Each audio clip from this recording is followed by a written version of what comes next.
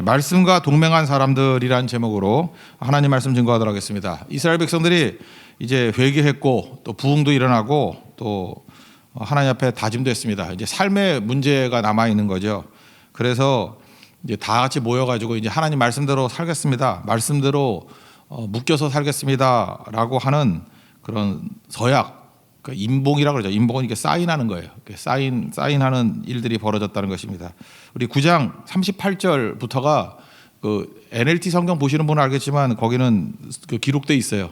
히브리 성경에 보면은 9장 38절부터 10장 1절이 시작된다 이렇게 돼 있거든요. 이때부터 사인한 얘기가 나옵니다. 9장 38절 다 같이 읽겠습니다. 시작.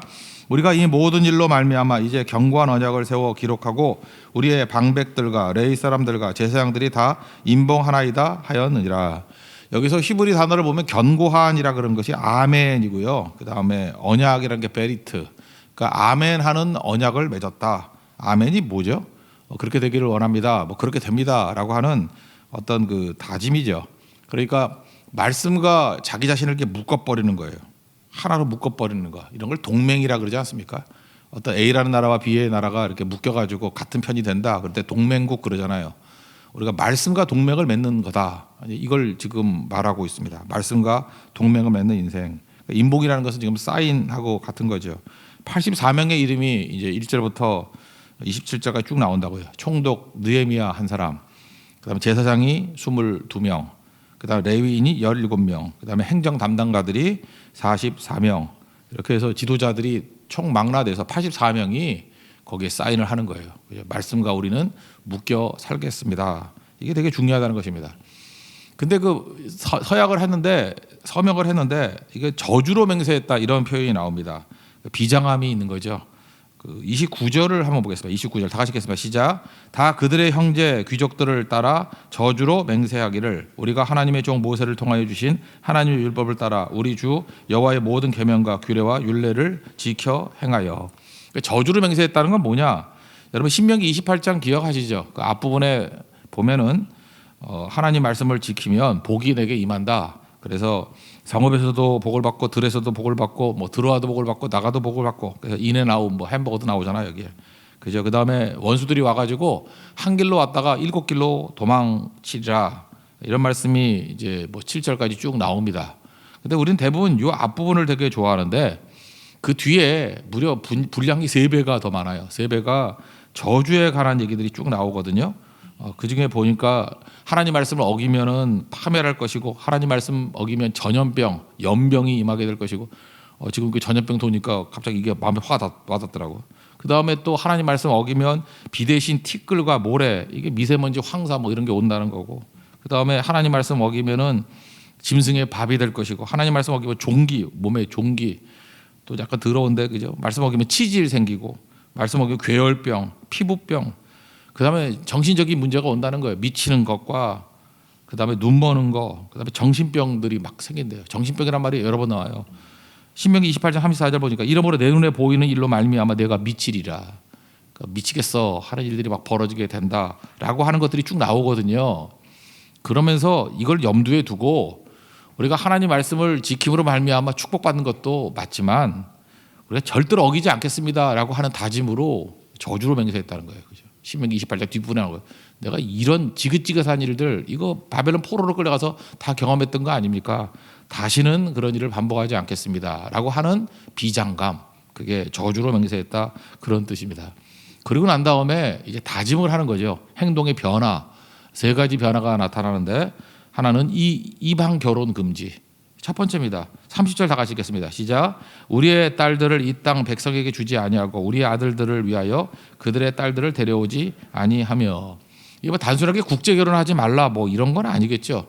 그죠? 뭐 이런 의미보다는 다른 신앙인의 사람들과 결혼하지 말라 뭐 그런 겁니다. 신명기 7장에 나오는 근거인데 3절 4절을 읽어드리면 또 그들과 혼인하지도 말지니 내 딸들을 그들의 아들에게 주지 말 것이요 그들의 딸도 내 며느리를 삼지 말 것은 그가 내 아들을 유혹하여 그가 여호와를 떠나고 다른 신들을 섬기게 함으로 여호와께서 너희에게 진노하사 갑자기 너희를 멸하실 것임이니라. 제가 이제 결혼하는 거 이거 보지 않습니까? 그러면 이제 미혼 때 남자가 되게 믿음이 좋아요. 근데 자매가 뭐 믿긴 믿는 거죠. 믿는 건데 이렇게 믿음이 별로 안 좋거나 뭐 아니면 안 믿는 사람하고 결혼하거나 그러면 전도 유망했던 형제거든요. 정말 저 믿음으로 저거 어디까지 클까라고 하는 사람이었는데 그 여자 때문에 브레이크 걸리는 거예요. 그죠? 뭐 헌신에도 문제가 생기고 뭐 성경하는 데도 문제가 생기고 자기 인생에도 브레이크가 걸리고 그 모든 조건만 좋거든요. 뭐 예쁘고 날씬하고 뭐 이런 거 아니에요. 남자들이 좋아하는 거. 결국은 지 인생 망치더라고요. 그래서 야 하나님 말씀이 진리구나. 저 인생의 장애는 저 여자구나. 그 해결 안 돼요. 해결 쉽게 되지 않아요. 몰라 하나님의 뭐 특별한 은혜가 있으면 변화도 될지 모르지만 그런 작소 별로 많이 한 것 같지 않아요. 성경에 보면은 그 얘기 하는 거예요. 그 얘기. 또 반대 예도 있습니다. 우리 자매 뭐 신앙 얼마나 좋습니까? 뭐 엄청나고 제가 어떤 목사님 좀 얘가 그런데 어떤 목사님 훌륭한 목사님의 그 남동생이 되게 인본주의자예요. 목사님 남동생인데 예수 제대로 안 믿고 그 다음에 굉장히 인본주의적인 생각을 갖고 있는 사람이에요. 근데 그 같이 동역하던 자매인데 자매가 여전도사였어. 처녀 여전도사였는데 그 목사님을 보고 동생도 훌륭하다고 생각해가지고 결혼을 한 거예요. 눈이 맞아가지고. 그것도 둘이 같이 알바하다가 전도사랑 계속하지 또 알바는 또 왜 KT 가서 알바하다가 눈이 맞아서 결혼을 했어요. 그래서 그 목사님 남동생도 꽤 잘 나갔어요. KT에서 꽤 높이 올라갔어요. 높이 올라가 잘 되는데 지금까지 생고생을 하고 있습니다. 생고생을. 그죠? 이게 자기 형이 목사다 그러면서 맨날 그 SNS에 올리는 거 보면 비아냥거리고 술병 갖다 놓고 뭐 우리 형이 목사야 맨날 그거 써놓고 그죠? 그러고 자기 아내가 여전도였어 뭐 이런 얘기는 쓰지는 않더라고요. 자 그걸 보면서 벌써 결혼한 지 뭐 20년 넘었거든요. 근데 하나도 변화 안 됐어요. 하나도. 그러니까 그 여전사님도 굉장히 전도 유명한 똑똑한 여자였거든요. 그리고 진짜 하나님 앞에서 얼마나 크게 쓰임 받을지 모를 거다 뭐 이런 생각이 들었는데 너무 간단하게 생각한 거죠. 간단하게 나는 뭐 여전도 했으니까 얼마든지 변화시킬 수 있어. 변화는커녕 그 여전사님 내가 볼 때 평균의 믿음도 안 돼 지금. 삶이 너무 찌들려 가지고 과거에 여전사님이었다고 말하기도 힘들 정도인 흔들흔들하는 사람이 돼버린다는 것입니다. 결혼 만만하게 생각하지 마십시오. 결혼 쉬운 거 아닙니다. 그죠? 근데 이 결혼에 대한 책임을 당사자에게 묻지 아니하고요. 부모의 책임으로 물어요. 그래서 부모가 언약의 주체예요. 부모가 서약하라 이런 거죠. 실제로 부모들 그래요. 믿음 되게 좋아 보이고 그런데 애들 결혼시킬 때 보면은 뭐 말짱 세상하고 똑같아요. 그러니까 뭐 조건이 좋다, 명문대 나왔다, 직업이 좋다, 다 따지고 다 좋거든요. 그럼 절대 포기 안 해요. 그러면서 딱 하나 흠이 있는데 믿음이 안 좋아요. 이게 딱 하나가 아니라 전부죠, 전부. 그러니까 우리 교회에서 보면은 이렇게 뭐 교회 찌질이 같이 보이는 애들이 있죠. 그러니까 야, 쟤는 예수만 믿고 하나도 없네 이런 거고. 쟤는 예수만 믿고 모든 게 다 있네. 그럼 부모는 항상 예수만 안 믿고 모든 게 다 있는 사람하고 결혼을 시킨다는 것입니다. 알아서 하세요, 알아서. 성경이 다 얘기했으니까 알아서 하라고. 그거예요. 신분 상승의 사다리를 삼을 때가 또 많아요. 여자분들 같을 때는. 그죠? 되게 그런 거죠. 근데 이걸로 신분 상승 안 돼요. 신앙이 망치게 된다. 그래서 고린도후서 6장 14절 보니까 믿지 않는 자와 멍에를 함께 매지 말라. 이거 결혼에만 해당되는 건 아니고 여러 부분에 다 해당이 되는 거지만 이게 마찬가지라는 것입니다. 그래서 이들이 깨닫게 된 게 뭐냐? 하여튼 여러분들도 이게 죽을 고생 다 했던 사람이 깨달았던 마지막 결론이 뭐냐 하면은 이 사람들 바벨론 포로로 끌려가서 하여튼 당할 건 다 당했잖아요. 70년 동안. 수치란 수치, 괴로움이란 괴로움을 다 당했잖아요. 그러고 난 다음에 회개하고 돌아왔을 때 첫 번, 1번이 뭐였냐면 이방 결혼이에요.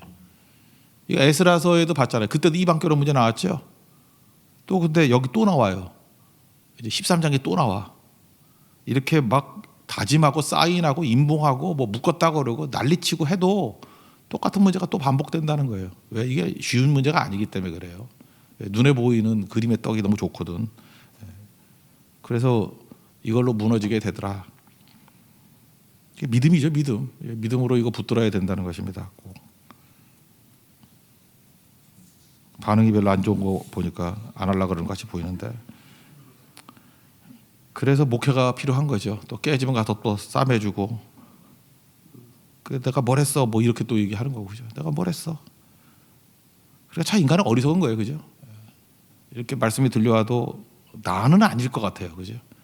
그리고 나는 전도가 될 것 같고 저것만 변화시키면 다 될 것 같이 보이고 근데 참 이상해요. 그냥 전도는 되는데 이상하게 배우자는 전도가 잘 안 되는 것 같아. 그죠? 나하고 관계없는 사람들은 변화도 많이 되는 것 같은데 그래 아예 결혼 안 하면 변화가 되더라고. 근데 결혼하면 변화가 안 돼. 그거 참 이상해요. 그죠?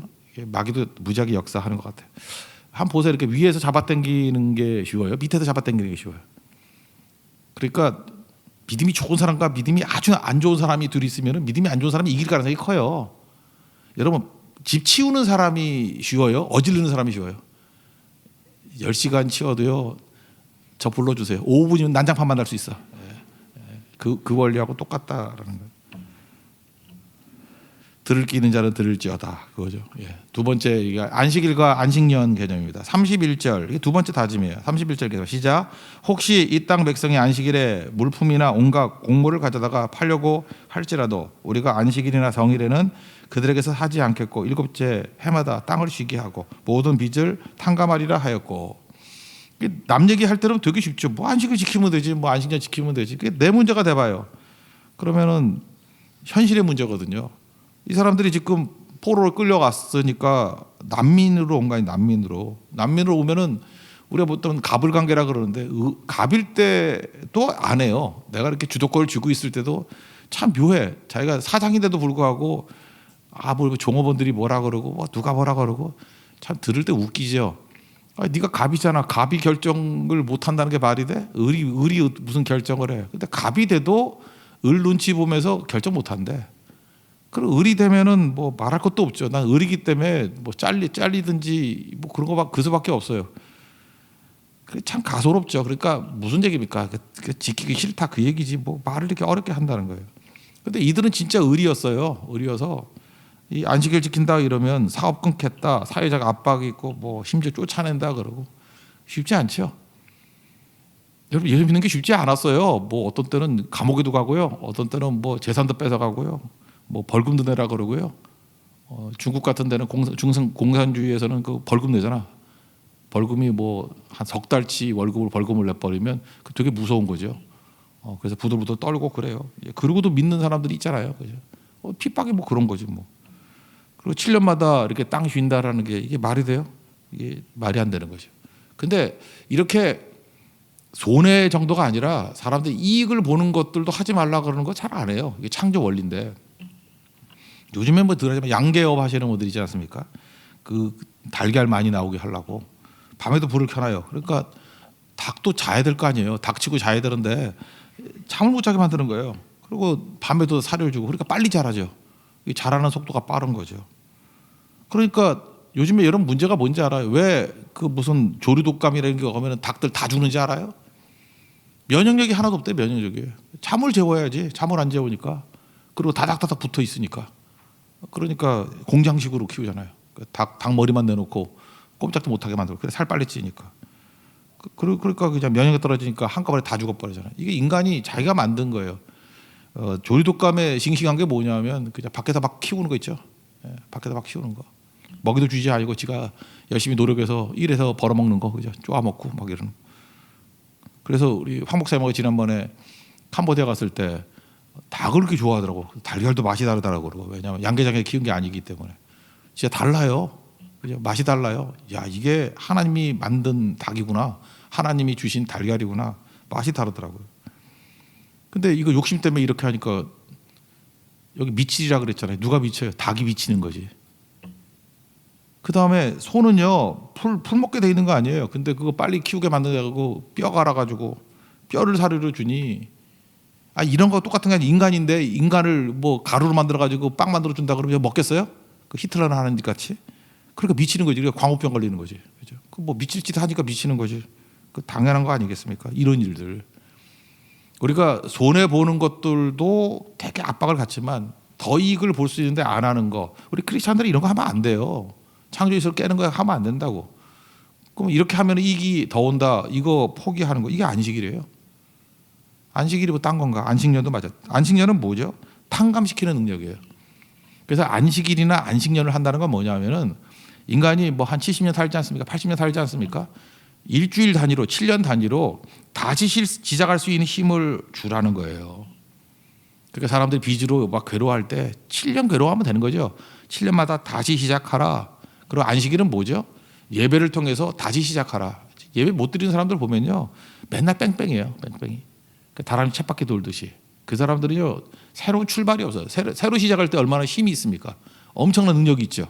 근데 새로 시작을 못 하는 거예요. 그러니까 넉다운 돼버리죠. 번아웃 돼버리고. 오케스트라 같은 데 보면요, 이렇게 여러 악기들이 있는데 오보에가 나와가지고 그 음을 맞춰요. 튜닝을 한다고. 오보에가 저박저박 나와가지고 그게 음이 제일 정확하대요. 그래서 A를 쳐줘요. 라 있으면 치겠는데 없어져 버렸어. A를 딱 해요. 그 오보에에 맞춰가지고 그게 피치를 맞춰서 하죠. 그 오보에 A 음이 그게 440Hz래요. 440Hz. 그러니까 440Hz에 맞춰서 나머지가 튜닝을 쫙 하는 거예요. 우리 크리스찬들이 왜 흔들리지 않는지 아십니까? 그거예요. 예배를 통해 가지고 예수님과 튜닝하는 거예요. 영적 440Hz에 딱 맞추는 거예요. 그 예배 드리면 흐트러졌다가도 다시 출발이 되는 거예요. 그래서 음이 딱딱 맞아요. 세상은요, 뒤죽박죽이에요. 음이 안 맞아요. 음이 안 맞아요. 불협화음이에요. 그리고 힘든 거예요. 시작도 못하고 어디가 끝인지도 모르고. 그러니까 피곤한 사이죠. 피곤하니까 뭐 회피하려고 그러니까 뭐 술 마시고 마약하고 클럽 가야 되고 그럴 수밖에 없는 거예요. 그 미친 거죠. 그러자면 미치는 거니까. 그런데 안식일과 안식년은 우리에게 튜닝할 수 있는 시간을 주는 거예요. 예수님과 튜닝하는 거. 그래서 예배 드리고 나면 여러분들 이제 질서가 잡히죠. 세워지게 되죠. 그게 성도의 삶이라는 것입니다. 튜닝 없으면요. 그 지금 요즘에 뭐 전염병 때문에 이렇게 예배 잘 못 드리고 하는 사람들 지금 뭐 얘기 들어보니까 다 미쳐가고 있대. 예. 분노, 신경질, 불안. 그다음 집에만 새끼 있는 삼식이들이 있으니까 막 여자들 미치려고 그러고 뭐 이혼 직전이라 그러고 너무 싸워가지고. 그래서 그렇게 가끔 봐야 돼요. 가끔 그죠. 예. 그리고 일하고 그래야 되는데. 그 대표적인 이유 중에 뭐냐면 그렇게 얘기를 해요. 우리 크리스찬들은 마음껏 예배드리지 못하니까 그런 일이 벌어지게 된다고. 그러니까 예배의 중요성을 더 깨닫게 되는 거죠. 예배는 이게 튜닝하는 시간이에요. 안식일, 안식년. 이게 다른 사람에게 시작을 허락하는 거예요. 이들이 이걸 알게 된 거죠. 노예의 삶은 안식 없습니다. 그런데 하나님 백성의 삶은 안식이 있다. 그래서 뭐 이런 얘기가 있잖아요. 내가 예배를 드리는 게 아니고 예배가 나를 지키는 거라고. 내가 예배를 지키는 게 아니라 예배가 나를 지키고 내가 안식일 지키는 게 아니라 안식이 나를 지킨다. 유태인들 맨날 그런 얘기를 했어요. 예배가 우리를 지키는 겁니다. 안식이 우리를 지키는 거예요. 꼭 붙드는 믿음의 종 되기를 바랍니다. 그다음에 세 번째 헌신은 이제 헌금이에요. 헌금. 이게 하나는 결혼 문제, 관계, 그다음에 시간 문제, 안식일과 안식년. 그다음에 이거는 물질 문제죠. 헌금. 원래는 그 반세겔씩 내는 거죠. 인도세 반세겔인데 여기는 3분의 1 세겔이라 그러는데 여기 세겔이 이게 액수가 커가지고 뭐 이랬다라는 설이 있고 아니면 너무 가난해서 3분이라 그러는데 그 말씀에 위하니까 그건 아닌 것 같아요. 그러니까 여기 3분의 1이 구약에 나오는 반세겔하고 비슷한 양이다. 화폐 단위가. 그렇게 해석하는 걸 전 따르고 싶습니다. 32절 읽겠습니다. 시작. 우리가 또 스스로 규례를 정하기를 해마다 각기 세겔의 3분의 1을 수납하여 하나님의 전을 위하여 쓰게 하되 20세 이상 다 반세겔씩 드리게 했어요. 근데 여기는 뭐 3분의 1이라 그러는데 그게 오늘 핵심은 아니고 하여튼 하나님께 드리는 헌금이 시작되었다 그런 얘기죠. 가난해도 이때 가난했죠.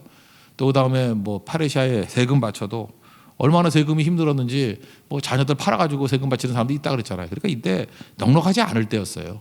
그래도 하나님 앞에 드리는 것부터 시작했다는 거죠. 재물이 있는 것에 마음이 있다 그런 얘기죠.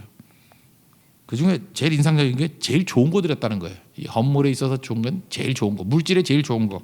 35절 읽겠습니다. 시작. 해마다 우리 토지 소산의 만물과 각종 과목의 첫 열매를 여호와의 전에 드리기로 하였고. 여러분 만물 첫 것 이게 되게 의미가 있죠. 저도 생각하니까 그래요. 제가 자녀가 둘인데 그 둘째 어떻게 키웠는지 기억이 안 나. 근데 첫째만 기억이 나. 그러니까 첫 번째는 뭐가 다른 것 같아요. 둘째는 이하 동문인 것 같아. 뭐 이렇게 기억도 잘 안 나요, 그죠? 이렇게 첫 번째 그 들으면 되게 섭섭할 것 같은데 뭐 할 수 없죠. 사실인 거 어떻게 기억이 안 나고. 저도 이렇게 책을 썼는데 첫 번째 썼던 게 마른 뼈도 살아날 수 있다. 그것만 기억이 나요. 그다음부터는 뭘 했는지 다 잘 모르겠어요. 뭘 했는지 첫 번째 거. 그 운동선수도 첫 번째 데뷔했던 경기 못 이긴다 그러잖아요. 첫 번째 거. 그러니까 첫 월급을 드린다는 거 이게 되게 중요한 거예요. 뭐든 첫 번째. 하나님 앞에 제일 좋은 거 첫 번째 거 드린다 그 얘기는 뭐냐면 내 인생의 우선순위가 하나님이라는 거죠. 이게 회복이 된 거예요. 그러니까 뭐 회개하고 난 다음에 하나님 앞에 이렇게 헌신하고 나간 거죠. 먼저 관계 헌신 결혼, 그다음에 물질의 헌신, 시간의 헌신, 안식일 안식년, 그다음 물질의 헌신, 그다음 11조와 헌물 제일 첫 열매 드렸다. 뭐 그 얘기예요. 형편이 좋아지면 한다 그거 아니었다라는 거예요. 형편이 좋아지면 한다. 형편이 절대로 안 좋아질 거예요. 근데 이들이 했던 일이 뭐예요? 어려워도 했더니 뭐 나중에 보니까 형편이 좋아지게 되더라. 이건 뭐 하나님의 약속이라고 생각을 합니다. 헌신은 그런 것 같아요. 항상 우리 그 특공대 출신들 있지 않습니까? 이렇게 비행기에서 막 떠내리고 낙하산 뛰어내리는 사람들. 그 사람들이 그러더라고요. 제일 공포가 10m래요. 그래서 10m에서 떨어지는 거 훈련하면은 비행기에서도 뛰어내릴 수 있대요. 그러니까 우리 하나님 앞에서 지금 이게 기초예요. 내가 관계를 통해서 하나님 앞에 헌신하기를 원합니다. 시간을 통해서 헌신하기를 원합니다. 물질을 통해서 헌신하기를 원합니다. 할 때 결혼, 안식일, 안식년, 그리고 11조와 만물, 첫 열매 드리는 거. 이게 10m 뛰는 거예요. 10m 뛰는 거 두려운 거예요. 여러분 11조 처음 해보세요. 10m 뛰는 거와 똑같은 공포를 느끼지. 이래가지고 나 망하는 거 아니야? 죽는 거 아니야? 그거 뛰어내리는 사람이 나중에 비행기에서 뛰어내릴 수 있어요. 그러니까 무슨 얘기입니까? 이것도 훈련이라는 거예요. 그래서 이들이 이걸 철저히 붙들고 물론 뒤에 가면 또 흐트러져 가지고 또 13장 가면 또 뭐 다시 또 이방결을 하고 막 그래요. 인간이 그런 거잖아요. 근데 이게 굳건하게 됐을 때 질서가 세워지게 되고 질서가 세워질 때 샬롬이 임하는 거예요. 하나님의 축복이 임하는 거라고. 이거 깨지면은 그러니까 하나님이 깨는 게 아니에요. 내가 깨버리는 거지. 그러면 다시 우리 믿는 사람들은 뭐가 있어요? 튜닝할 수 있잖아요. 튜닝 440Hz, 영적 440Hz, A음, 라에 맞출 수 있는 힘. 이제 그게 능력이라는 거예요. 여러분 주와 함께 동행해서 항상 승리하는 우리 믿음의 신실한 종 되기를 축원합니다. 우리 월요일이니까 너무 좋죠. 이제 이 말씀을 통해서 튜닝하고 새 출발해서 하나님의 축복과 은혜가 넘쳐나는 우리 믿음의 종 되기를 축원합니다. 예. 자리에서 일어나겠습니다. 뭐 아까는 잘 못했지만 그래서 계속하겠어요. 나의 마음 받으소서 찬양하겠습니다.